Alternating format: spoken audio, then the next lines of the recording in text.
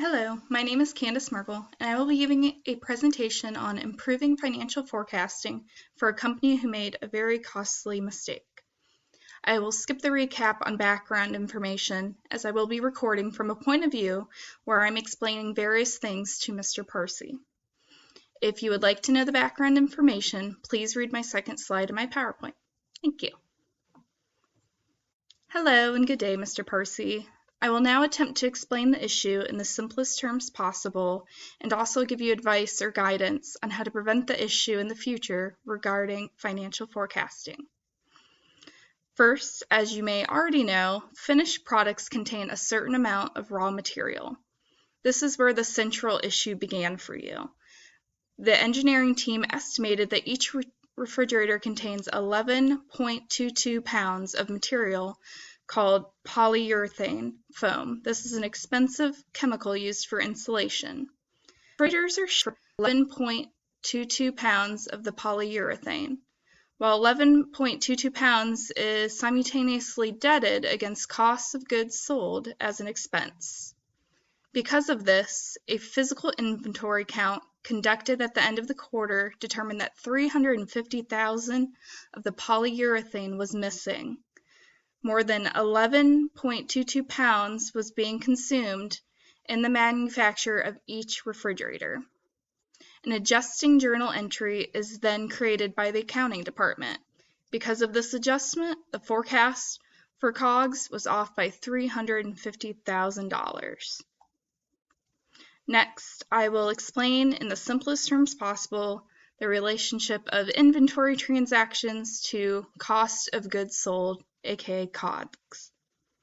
An inventory transaction is a way to track movement and quantity of inventory items.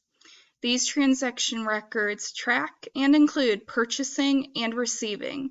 Inbound and outbound transactions can include items through cycle counts and returns, adjustments, transfers, and receipts. Once the transaction recorded and posted, the new value is now based off the quantity reset. The transaction can then be viewed in the inventory item record. When the materials inventory is purchased, raw materials inventory account is debited and accounts payable is credited for the actual cost of the purchase. The work in progress, or WIP, account is debited, and the raw materials inventory is credited for the standard cost of materials produced. The standard cost of goods sold are debited to COGS. They are the credited to finished goods account. The COGS should be recorded at standard cost before any variance adjustments. So to put it in simplest terms, COGS equals opening inventory plus purchase minus the closing inventory. I have created a typical journal entry and T accounts examples as well as an explanation of adjusting entry of journal and T accounts in my PowerPoint, so feel free to view this as it is a little difficult to verbalize these two things.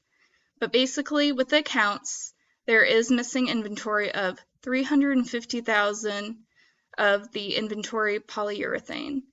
The accounts journal and T accounts should be adjusted accordingly, as you will see when you view slide 5 of my PowerPoint. Last, I have several ideas for future forecasting and ways to prevent future similar errors. My first idea is that meticulous inventory records should be applied. That means costs, amount taken, and the exact item taken, for example. Employees should then sign and date this to keep proper records. Next, make it the responsibility of each department for forecast variances.